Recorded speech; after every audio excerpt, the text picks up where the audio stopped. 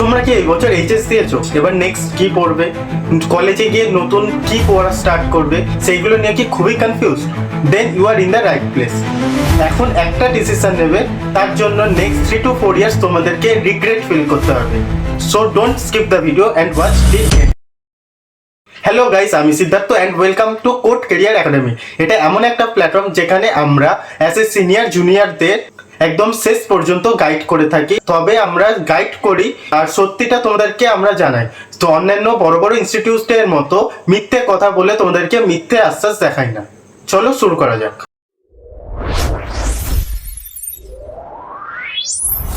তোমরা যদি arts background থেকে বিলং করে থাকো আর টিচিং প্রফেশনটাকে যদি তোমরা ভালোবেসে থাকো, সেক্ষেত্রে তোমরা ব্যাচেলর অফ আর্টস মানে বিএ করতে পারো। দেন এমএ করার পর কোনো প্রাইভেট স্কুলে অ্যাজ এ টিচার জয়েন করার জন্য অ্যাপ্লাই করতে পারো। আর যদি তোমরা বলো যে আমি গভর্নমেন্ট স্কুলে জয়েন করব, সেক্ষেত্রে তোমাদের বিএড করতে হয়, এমএড করতে হয়, করার পরে TET teacher eligibility test exam clear করে গভর্নমেন্ট স্কুলে জয়েন করতে হয়। আর যদি আমি কমার্সের কথা বলি, সেক্ষেত্রে তোমরা বিকম এমকম করে ট্যালি প্রাইম সফটওয়্যারটা শিখে তোমরা যে কোনো ইন্ডাস্ট্রি বা কোম্পানিতে অ্যাকাউন্টস টিমে অ্যাজ এ ফ্রেশার্স জয়েন করতে পারো, বা কোনো হোলসেল দোকান অথবা কোনো মলে বিলিং কাউন্টারে তোমরা জয়েন করতে পারো।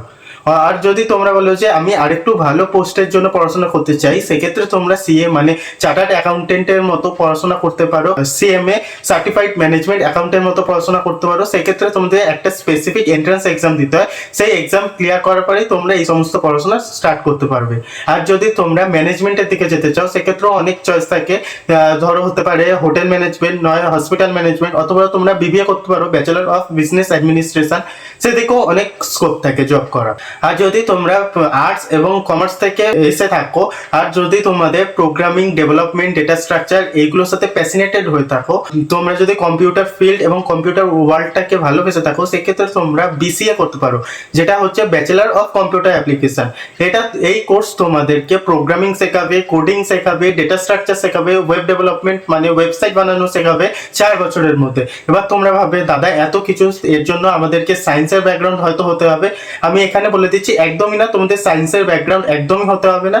তোমরা আর্টস এবং কমার্স থেকেও এই কোর্সটা পারসিউম করতে পারো। শুধু তোমাদের একটা সাবজেক্ট মাস্ট থাকতে হবে 11 এবং 12-এ, সেটা হতে পারে তোমাদের কম্পিউটার অ্যাপ্লিকেশন, কম্পিউটার সায়েন্স অথবা ম্যাথামেটিক্স। এই তিনটের মধ্যে যে কোনো একটা যদি তোমাদের 11 এবং 12-এর মধ্যে থেকে থাকে, তো তোমরা ইজিলি এই কোর্সটাকে পারসিউম করতে পারো। আর একটা কথা, এই কোর্সের সব থেকে বড় অ্যাডভান্টেজ হলো আফটার 4 ইয়ার্স বিসিএ কমপ্লিট করার পর তোমাদের যদি মনে হয় যে এই কোর্সটা তোমাদের জন্য না, বা এই ফিল্ডটা তোমাদের জন্য না, তোমরা বুঝতে পারছো না বা ইন্টারেস্ট পাচ্ছ না, সেক্ষেত্রে তোমাদেরকে এমসিএ মানে মাস্টার্স অফ কম্পিউটার অ্যাপ্লিকেশনই করতে হবে, তার কোনো মানে নেই। তোমরা ম্যানেজমেন্টের দিকেও শিফট করতে পারো, এমবিএ করতে পারো, সেক্ষেত্রে কোনো প্রবলেম থাকে না।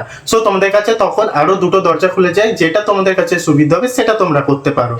তো আজকের ভিডিওটা এইটুখানি রাখলাম, আমি আর বেশি বড় করবো না। তোমরা যদি নেক্সট বিসিএ নিয়ে এগোতে চাও, বিসিএ নিয়ে পড়াশোনা করতে চাও, তোমাদের জন্য এই চ্যানেলেই বিসিএ রিলেটেড সমস্ত ডাউট ক্লিয়ার করা হবে তার ভিডিওর মাধ্যমে।